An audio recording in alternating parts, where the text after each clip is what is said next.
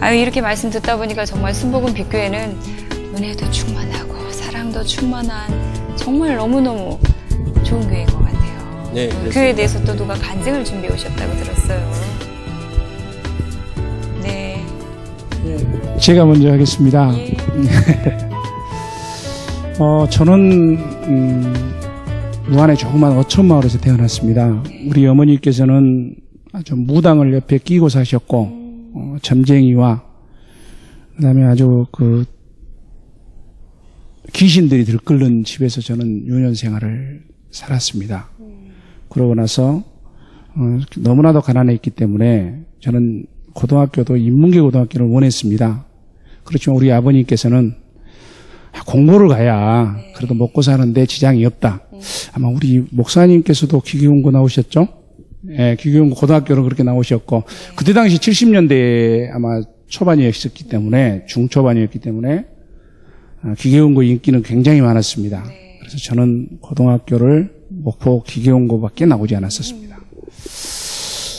그러고 나서 저희 군대를 갔고요. 그 다음에 군대에서 만난 저희 반쪽 우리 아내를 군대 생활하면서 말년에 만났습니다. 근데 제가 하나님을 부르심을 받은 계기는 우리 아내인 백정래 집사가 좌골신경통이라는 굉장히 무서운 병이라고 하더라고요. 한쪽이 마비되는 그런 증상을 가졌었는데 백방으로 뛰어다녔습니다. 병원에 이것저것 다 다녔는데 낫지를 않았어요. 네. 그래서 어떻게 하면 좋까 하다가 아마 철공소 사장님이 그러시더라고요. 용당동에 그 가불탕이라고 혹시 사모님 아세요? 모르겠어요. 예. 가불탕 옆에 보면 옛날에 국민일보가 있었습니다. 그래가지고 그 국민일보 지사장님이 침을 아주 잘 놓으신다고 하더라고요. 그래서 그분을 찾아가면 나을 수 있지 않을까라고 생각을 해가지고 그분한테 찾아갔습니다. 그분한테 찾아갔는데 침을 놓기 전에 한 30분 정도를 설교를 하십니다. 예수 믿으라고. 그러고 나서 침을 꽂고 난 다음에 뽑기까지 한 30분을 또 예수 믿으라고 권면을 하시더라고요.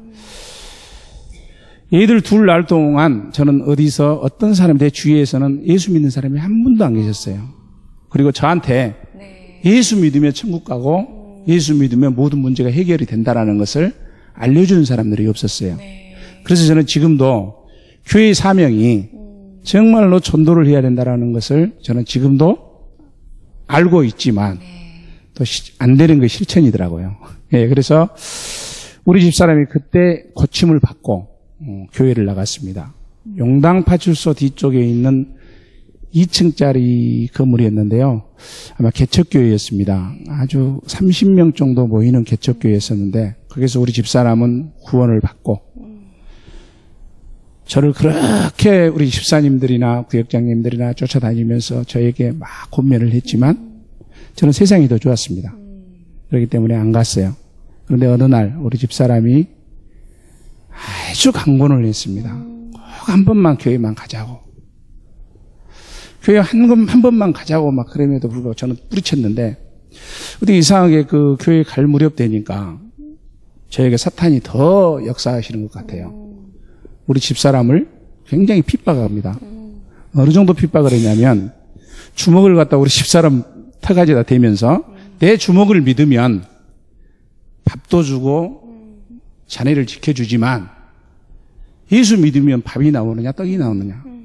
어떻게 보면 핍박자의 길을 계속 걸었던 것 같습니다. 그 강권에 의해서 교회를 갔는데 그날 목사님이 그 가정의 달이었을 겁니다. 아마 1990년도로 기억합니다만은 가서 목사님이 설교 말씀하시는데 저에게 손가락질하면서 술 먹고 담배 피고 사회에서 못된 짓을 다 하는 너희들이라고 하면서 너라고 하면서 얼마나 책망을 하시든지 그걸 저는 도저히 얼굴이 화끈거려서 앉아있을 수가 없었습니다. 그래서 그대로 나와버렸습니다. 그래 집에 가서 코 씩 불고 누구를 기다렸겠습니까? 우리 집사람을 기다렸습니다. 어떻게 나에 대해서 그렇게 목사님에게 모든 것을 다 그렇게 말할 수 있냐. 그런데 그 많은 사람들 앞에서 나를 그렇게 모욕을 주느냐. 얼마나 싸웠습니다. 싸우고 나니까 구역장님 오시고 집사님들 오셔가지고 그건 아니다. 목사님이 성도님을 위해서 그 말씀을 하신 것이 아니다고 말씀하시더라고요. 근데 그게 설득이 되겠습니까? 그 혈기가 왕성한데 그게 첫 하나님께 부름받은 첫 계기였고요. 그때까지 해가지고 그렇게 하나님 앞으로 제대로만 돌아왔으면 좋았겠죠. 그런데 정말로 멍청합니다. 사람이라는 것은. 그렇게 하나님께서 경고했음에도 불구하고 이제는 술, 담배가 아니라 우리 여성분들이 가장 싫어하는 색잡기에 나섭니다. 그쪽도 달인으로 또 등극을 하게 됩니다. 그래서 우리 교회를 떠나게 되고 제가 교회를 못 다니겠더라고요. 그때도 그렇게 하니까 제가 교회를 떠나게 되고 우리 집사람하고 아내하고 사랑하는 아내하고는 또 이혼을 하게 됩니다. 우리 자식들은 큰애가 운동하는 선수였기 때문에 기숙사로 내보내고 우리 아들은 제가 이렇게 할 수가 없기 때문에 학교 기숙사에 있는 학교를 보내서 그거를 그쪽으로 이렇게 인도를 합니다. 그렇게 아버지가 주신 재산을 다 탕진을 하고 제가 아까 처음에 말씀드렸지 않습니까? 10년 만에 제가 3만 원짜리 월세방 애상집에서 10년 만에 내 집 마련까지 성공했습니다. 그리고 그때 당시 목포에서 잘 산다는 신흥동에 아파트를 마련했고 했지만 까먹는 것은 한 4년 만에 알거지가 됐습니다. 알거지가 되고 IMF 때 이렇게 완전히 다 탕진을 하고 또 교통사고로 인해 가지고 아내를 다시 재결합하는 계기를 마련해 주셨습니다. 그렇지만 저희 아내는 저에 대해서 기도를 계속 했나 봐요. 그러면서 목포의 그 사모광장에 있는 모 교회에서 전도사역 교인들을 이렇게 보살피는 전도사역을 계속 지속적으로 하면서 저를 위한 기도를 빼놓지 않고 하셨나 봐요. 그런데 이번에는 제가 아니고 우리 아내가 전도사역을 하다가 차량 운행을 하다가 사망사고를 내게 됩니다. 그것도 우연히 제가 알게 됩니다. 그날도 술을 많이 먹고 다른 지금 장로님이 됐습니다. 그분에게 전화를 하니까 그런 내용이 있었다는 것을 이야기를 합니다. 근데 저에게 무슨 감동을 주냐마는 말입니다. 하나님께서 너희 아이들의 엄마다. 너는 교통사고 전문가고. 그런데 네가 저 하나님 일을 하다가 저렇게 공경에 빠져 있는 너희 아내를 외면하면 너희 자식들한테 나중에 너는 굉장히 몰인정한 아버지, 책망받을 일이다라는 것을 제 마음속에 주십니다. 그래서 찾아가서 어떤 일인가를 이렇게 이야기를 듣고 직접 제가 그 일을 해결을 합니다. 직접 제가 오니까 한 달에 봉급 60만 원 받고 있더라고요.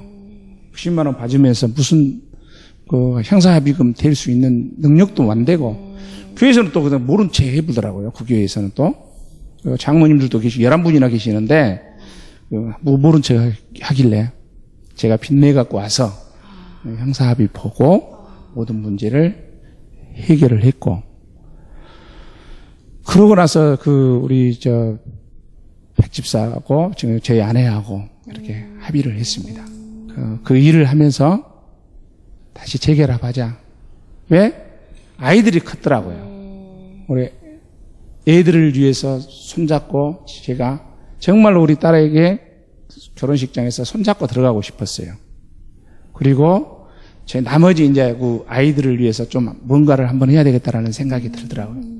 그래서 교회를 참석을 하게 됐고요. 그때 당시에 강주에서 제가 근무를 하고 있었습니다만은 광주 세양교회라고 큰 교회입니다. 한 600명 정도 모이는 대예배만 그 교회에서 열심히 섬기다가 목포로 다시 내려와서 우리 거의 한 10여 년 동안을 떠돌다가 다시 우리 순복음 빛 재단으로 와서 제가 먼저 우리 집사람이 아내가 시무했던 그 교회에서 제가 안수를 받았습니다. 우리 하나님께서 얼마나 급했으면 어떻게 보면 개망난이잖아요. 아주 나쁜 사람이잖아요. 세상에서 손가락질은 다 받았잖아요. 이런 사람에게 우리 주님께서는 저에게 안수하여 주셔서 주의 일을 할 수 있도록 이렇게 인도하여 주신 네. 우리 주님께 모든 영광 돌리고요. 네. 앞으로 주님을 위해서 살아가는 제가 되었으면 좋겠습니다. 네, 감사합니다. 감사합니다. 그래서 아까 돌아온 탕자라고 소개를 하셨군요. 이해가 됐습니다. 네. 네, 안녕하세요. 저도 간증거리라고 할 수도 없고, 말주변이 없어서 어떻게 하나님의 은혜를 받고도 제대로 못 자는데요. 간략하게 조금 전화할게요. 네. 저도요, 신앙생활이라고는 주일학교 때부터 시골에서 살면서 했거든요. 하긴 교회는 다녔지만 살아오면서 청년 시절에는 내가 안 했던 것 같아요.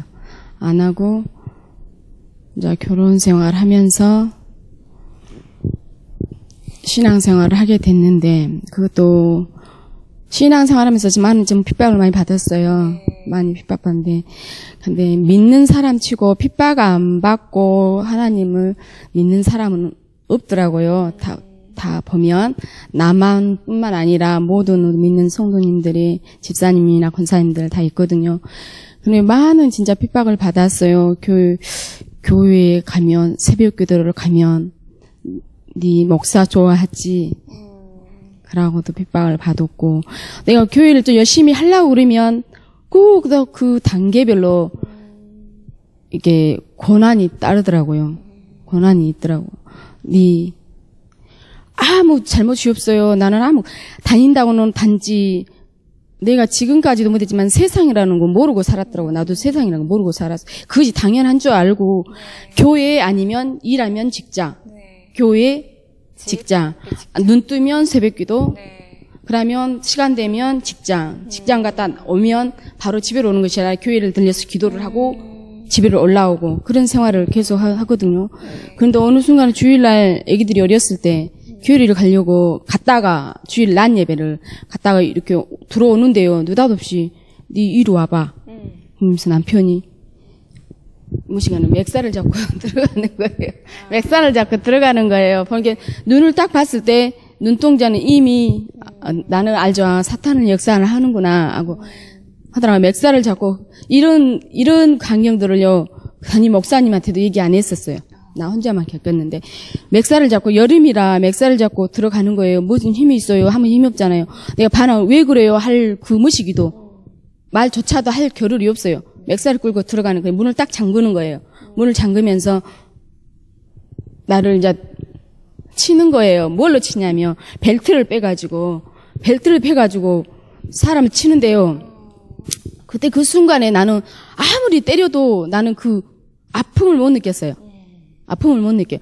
자기는 여름 옷이라 한번 머리 갖고 남자들이 자꾸 딱 한번 찢어져 버리잖아요. 찢어져 버리는데 그 강에서 벨트를 갖고 나를 후려치는 거예요. 후려치는데 나는 그 고통을 하나도 못 느껴요. 아프다는 것을 못 느껴요.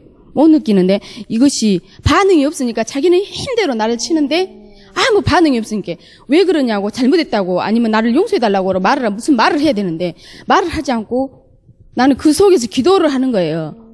그 하나님은 예수님의 그 십자가에 못 박혀 돌아가실 때 그 고난 받았을 때 그 모습을 나한테 보여주는 거예요.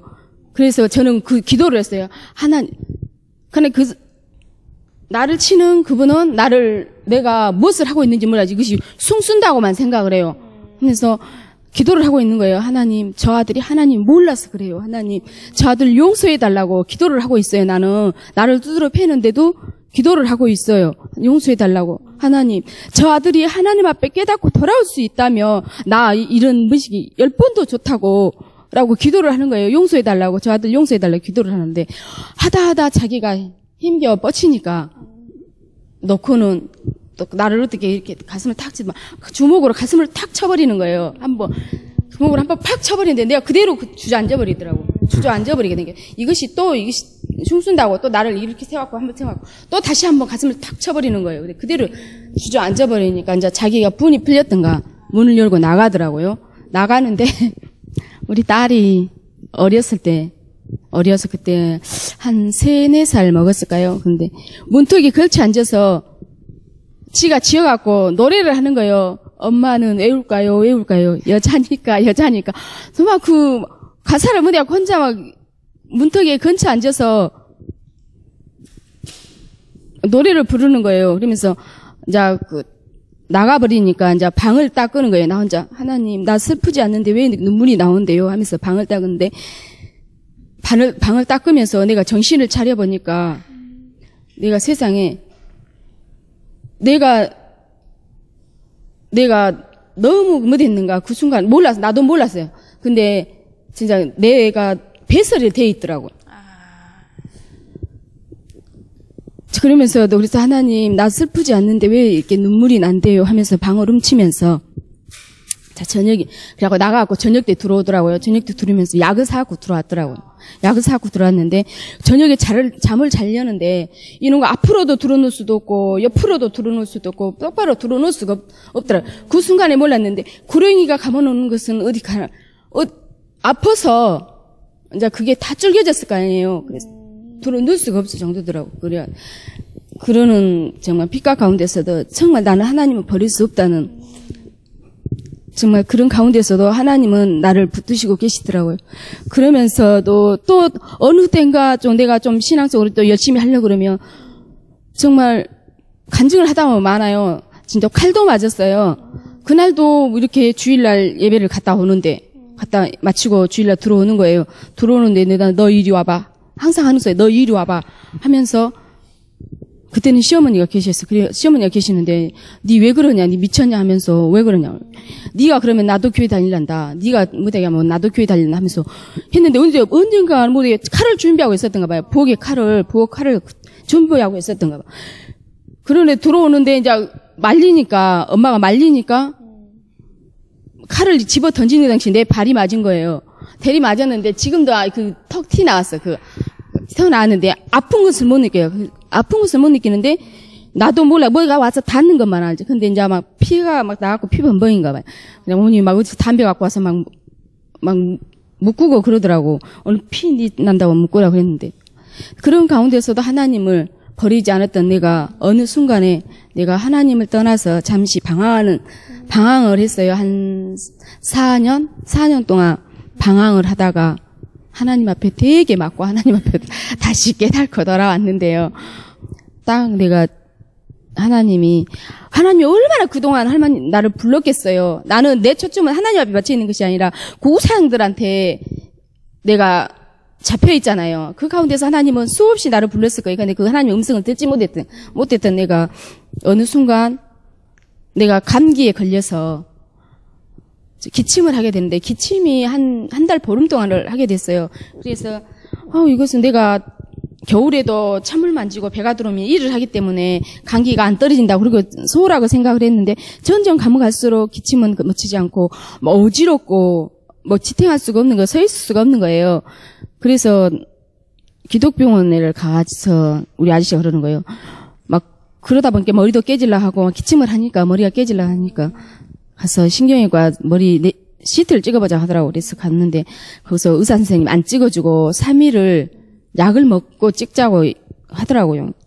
그래서 삼성으로 또 해주니까 오랑한 날짜에 갔어요. 교수님이 나한테 입원 조직 검사를 들어가자 하더라고.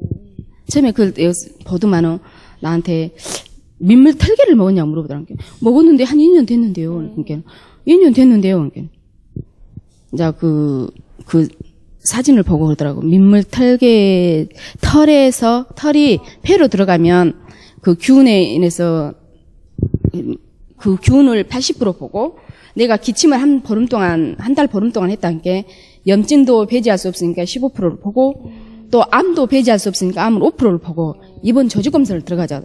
그래가지고 내려왔다가 병실이 비면 연락한다고 바로 올라오라 하더라고요. 한 달쯤 기다리다 보니까 느닷없이 오후 4시가 된 게는 빨리 올라오라고 이제 우리 아저씨한테 연락이 왔나 봐요.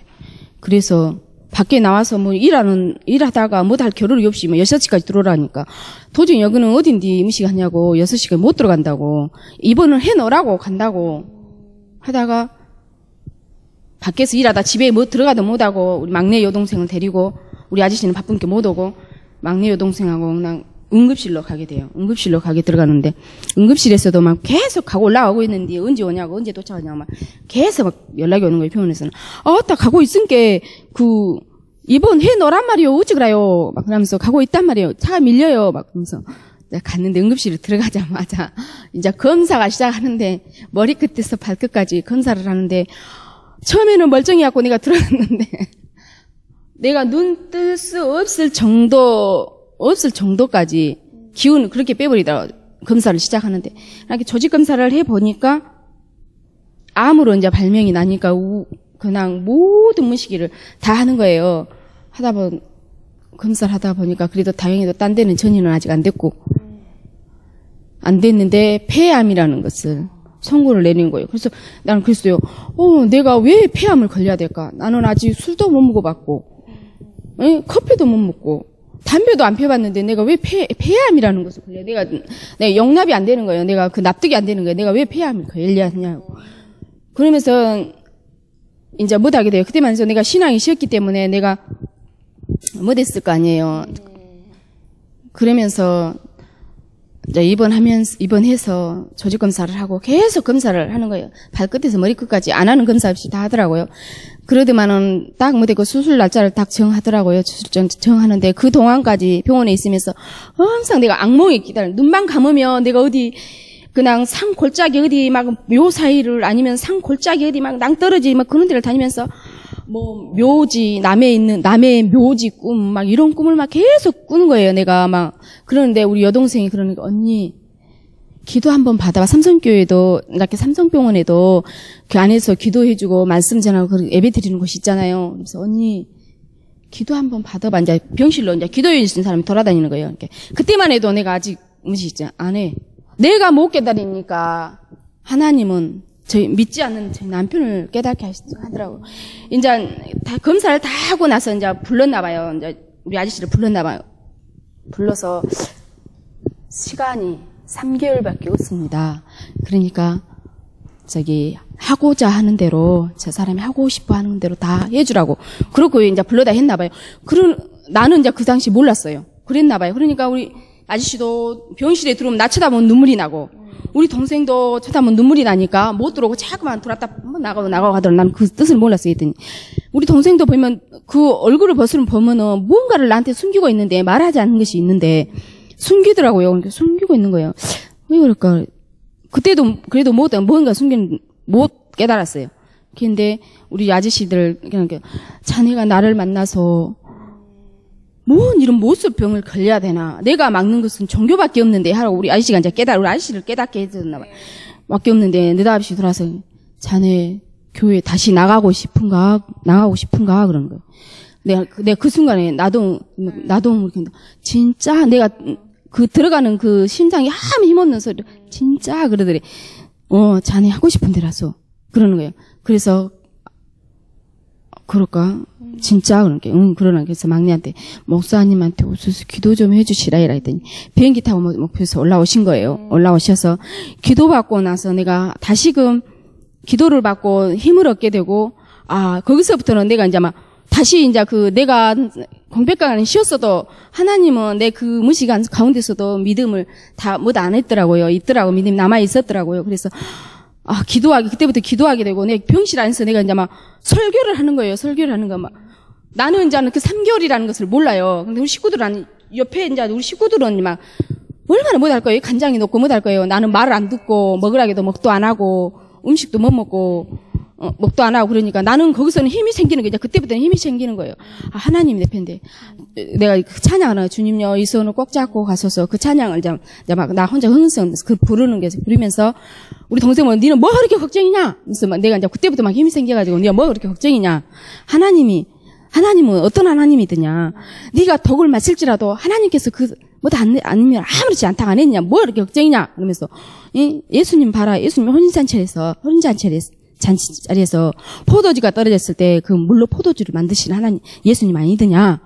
그러면서 막 그 설교도 하고 막 병실했어요. 내가 다니면서 또, 죽은 나사로도, 썩어져 냄새나는 나사로도 살려지지 않더냐? 뭐 이렇게 걱정이 하면서 내가 막 호통을 치는 거예요. 동생한테 호통을 치면서 막 그 병원에서 지금 생각하면 창피한지도 모르고 막 열을 받아갖고 막 그 병실에서 막 처음에는 2인 방에서 6인방 이렇게 막 자꾸 막 교대를 이렇게 시키더라고요, 병원에서.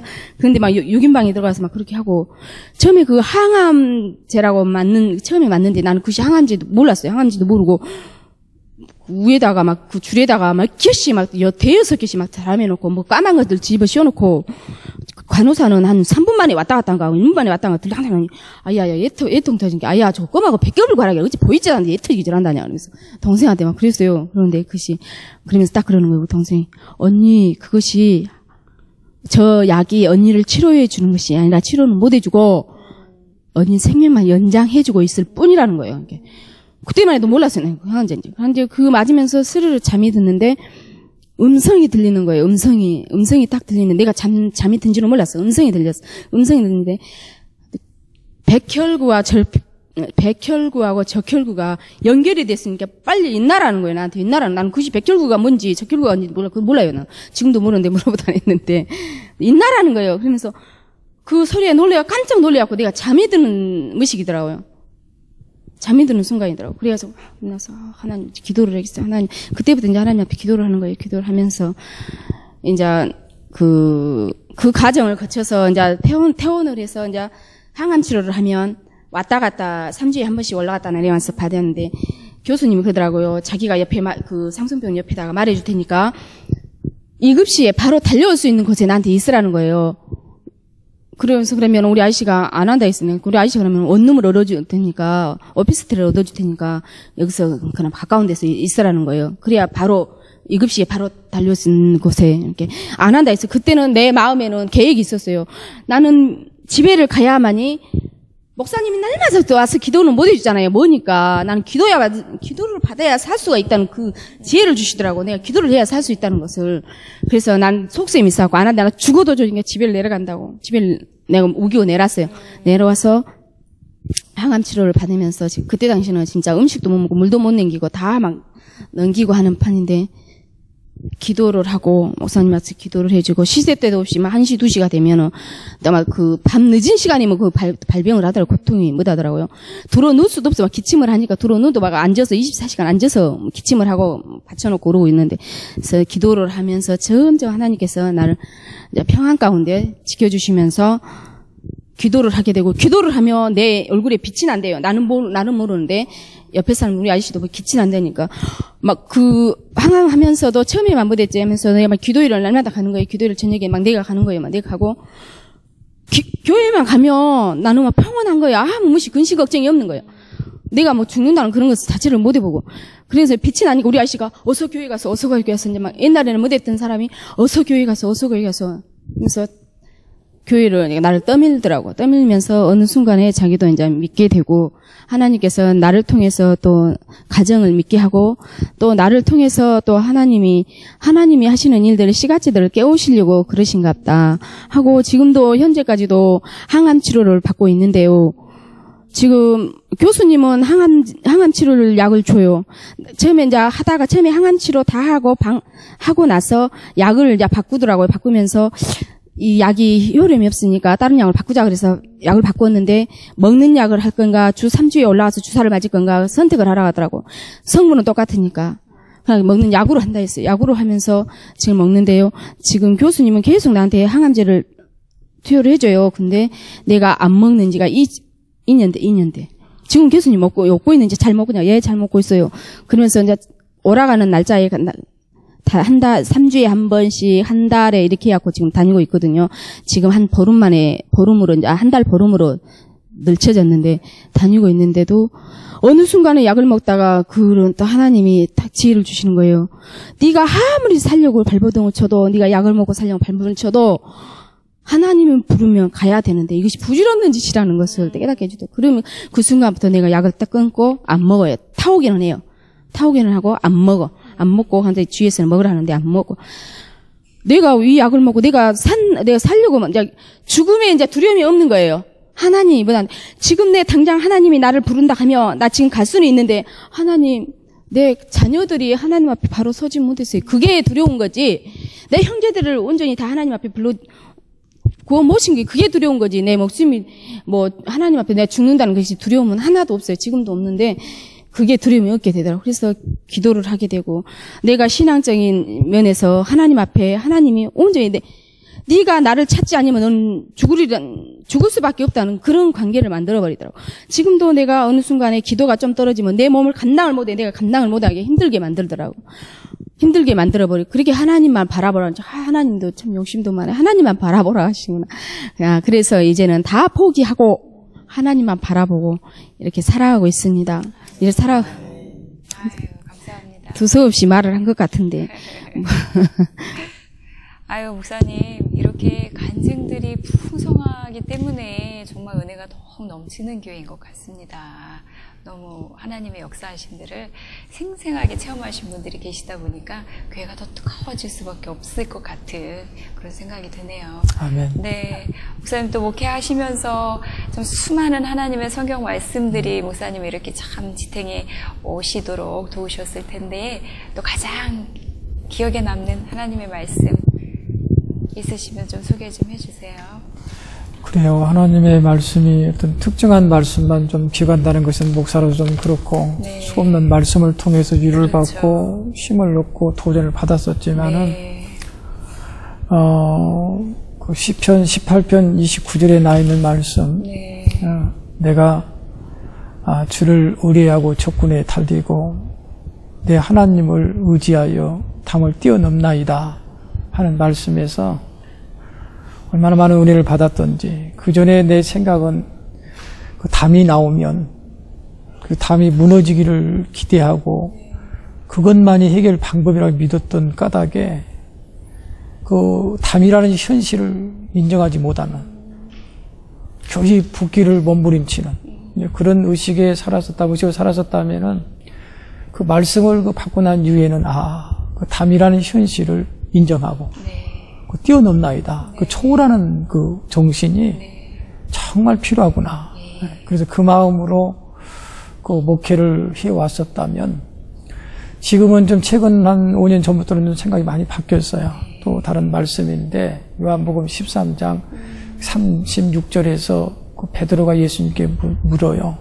주여 어디로 가시나이까? 그때 주님이 하시는 말씀이 나의 가는 곳에 지금은 내가 따라올 수 없지만은 후에는 따라오리라 이런 말씀을 하시거든요. 근데 그 말씀이 얼마나 은혜가 되든지 사실 베드로가 그리스도의 기대를 많이 받은 사람이지만은 또 신망도 많이 주잖아요. 넘어지고 자빠지고 가장 그 예수님이 힘드셨을 때 나 예수님 모르는 사람이라고 예면해 버리는. 근데 주님은 그것도 알고 계시잖아요. 현실에 정말 힘든 베드로였지만은 주님께서는 지금은 아니지만은 나중에 베드로를 보고 계셨구나. 이것이 희망이다. 그런 믿음이 왔을 때 성도를 향해서도 그런 마음이 적용이 됩니다. 사실 내가 온전히 못한 것처럼 성도도 온전히 못하잖아요. 안타까울 때 있잖아요. 힘들 때 있습니다. 그러나 그 말씀이 문득 떠올라서 지금은 아니지만은 나중은 네가 이렇게 되리라. 그런 희망으로 그를 바라보면 용서가 되고 이해가 되고 그대로 보듬어 줄 수 있는 내 자신을 향해서 마찬가지입니다. 그 사실 목회자들이 겪는 그런 아픔이라고 생각을 해봅니다만은 내가 나를 만족할 수 없거든요. 내까지 게 무슨 목사냐 스스로 힘들어할 만큼 그런 때가 많습니다. 근데 그 말씀을 보면은 내가 나를 또 용납할 수가 있어요. 그래 아직은 부족하지만은 아직은 서툴지만은 그래 나중은 잘 될 것이다. 내 스스로를 향해서 용납이 되어집니다. 그래서 그 희망을 쫓게 되어지는 그런 목회, 무엇이든지 기다릴 수 있는 그런 여유, 용납할 수 있는 그런 가슴, 그 말씀 속에 다 이렇게 나오는 것을 생각해 보았습니다. 이 말씀이 요즘에는 그렇게 좋네요. 네, 아유 너무 저에게도 은혜가 되네요. 네. 목사님 인생에서 가장 행복했던 순간은 언제세요? 글쎄요, 내 인생에 행복했던 때가 있었던가 이렇게 할 만큼 저는 상당히 그 굴곡이 심한 그런 인생을 살아왔습니다. 참 힘든 때가 많았었는데 그 행복을 모르고 그래서 사람들을 기피하는 때가 있었거든요. 종종 그런 표현을 교인들 앞에서 씁니다만은 그 갈대가 흔들린 것조차도 싫을 만큼 그 나를 조롱하는 것 같고 하염없이 내 마음을 더 쓸쓸하게 만드는 것 같고 정말 힘든 때가 있었거든요. 그런데 지금은 아니에요. 네. 지금 사람이 그렇게 좋고 네. 사람 만나고 그렇게 행복합니다. 지금도 내 주변에 이런 지사님, 권사님들이 계신다는 것이 얼마나 행복한지 네. 정말 생각은 행복합니다. 근데 이전에 그 쓸쓸하게 만들었던 나를 조롱한 듯 보였던 갈대조차도 지금 얼마나 아름다운데요. 나를 그렇게 좋아하는 것 같아요. 네. 나만 보면 이렇게 흔들흔들고 그 내가 좋아하는 이런 세상을 지금은 살고 있습니다. 어떤 특별한 무슨 물질이 생겨서 로또가 당첨이 돼서 가는 기쁨이 아니라 이렇게 하나님께서 내 마음속에 평안을 주시고 행복을 주시는다다. 네, 그런 마음. 그래서 이런 만남조차도 행복해하는 그런 나라고 생각을 좀 표현하고 싶습니다. 네. 네.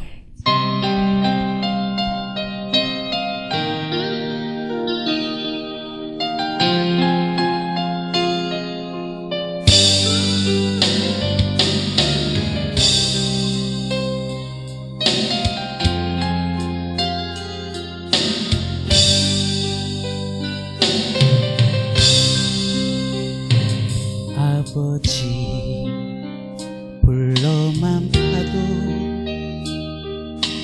그 사랑에 눈물 나요. 나 같은 죄인을 사랑하신 아버지 온종일 울어봐도 감당할 수 없는 그 사랑, 그 크신 사랑을 어찌 말로 표현하리. 아버지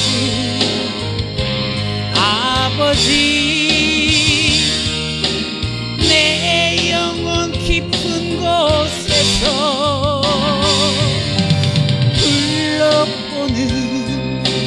내 아버지 나의 아버지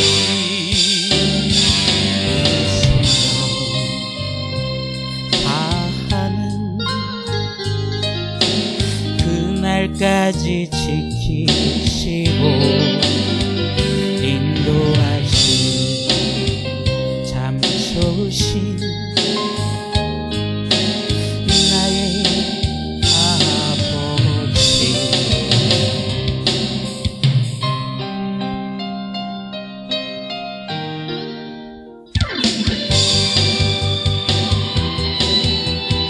하나님을 찬양합니다. 마지막 날에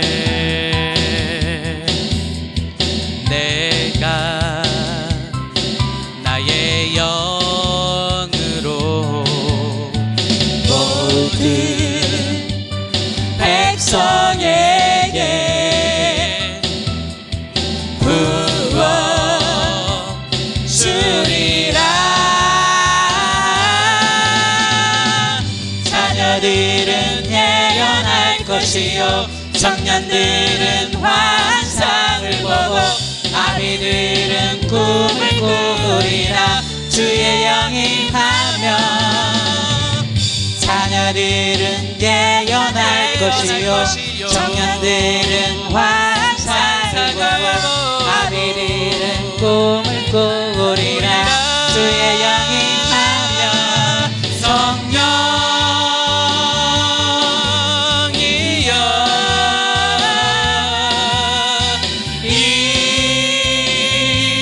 임하소서. 성령이여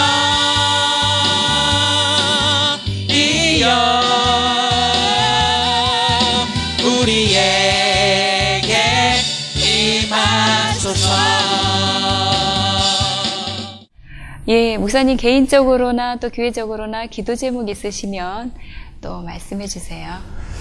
그래요. 어떤 목사의 기도 제목이 많겠습니다만은 제가 참 그 목회를 하면서 안타까워하는 것은 뭔가 하고자 했을 때 하지 못하는 그 안타까움 크거든요.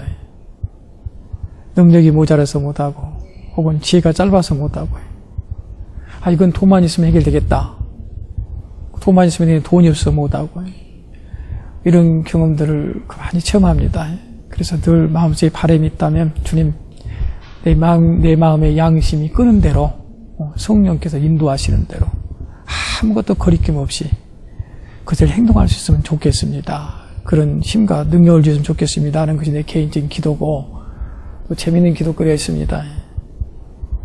저는 그 차를 운전하고 가다가 그 신호 대기하다 보면은 그런 사람들 많잖아요. 그 창가에다 담배 피우고 이렇게 공짜 버려버린 사람들. 어떻게 하면 저것을 내가 저 사람 기분 안 나쁘게 이것이 좋지 않다는 것을 아주 기분 좋게 깨우칠 수 있을까? 그것이 기도 제목입니다. 어떤 때는 그냥 주스다가 창가에 주고 싶은데 그걸 빤말 수 있잖아요. 네가 뭐냐고. 또 어떤 때는 그냥 용기 있게 주스다가 말을 못하고 그냥 내 차로 가져오는 경우는 있었어요. 어떤 분은 그냥 화물차에서 바나나 껍질을 큰 것을 버려서 그냥 내가 그냥 조용히 주스다가 그 차 뒤에다 실어준 적도 있습니다만은 어떻게 하면 정말 마음 안 상하게 해볼 수 있을까? 내가 멋진 요즘 호돌이 말고 있던데 탈이 있던데 그런 탈 같은 거 쓰고 한번 해볼까? 어떻게 하면 좋을까? 그러면서 하나님께 아주 우스운 기도 제목 같지만은 하나님 지혜를 주세요. 이런 기도의 제목도 있습니다. 그냥 목사가 가장 큰 기도 제목은 정말 교인들의 평안입니다. 가정이 평안해야 목사가 편안하고 이 가정이 힘들면 정말 목사 힘들거든요. 이런 일 저런 일 목사에게는 다 걸립니다. 어느 하나 외면할 수 없는. 결국은 하나님께서 교들의 가정을 편안 주시고 사업을 번창해 주실 바라는 자녀들이 잘 되길 바라는 목사의 기도입니다. 성도들이 제일 잘 될 때 제일 기뻐하는 분이 딱 두 분 계시대요. 목사님과 친정 부모님.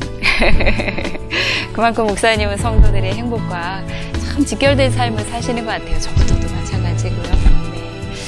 네. 앞으로 오늘 나와주신 우리 순복음 빛교회 목사님과 또 가족분들 위해서 우리 CTS 방송가족 여러분들께서도 함께 기도해 주시리라 믿습니다. 오늘 이렇게 나와주셔서 좋은 말씀, 좋은 간증, 교회 소개도 잘 해주셔서 너무 감사드립니다. 감사합니다. 예, 본 프로그램을 스마트폰과 홈페이지에서 다시 보실 수 있습니다. CTS 목포 방송을 검색해 주시기 바랍니다. 아울러 저희 CTS 모든 프로그램은 여러분의 기도 또 후원으로 이루어져 가고 있습니다. 방송 보시고 감동되신 분들 아래 전화번호로 연락 주시고 후원해 주시면 감사하겠습니다. 저희는 다음 주 이 시간에 더욱더 좋은 소식 가지고 찾아뵙도록 하겠습니다. 시청자 여러분 안녕히 계세요.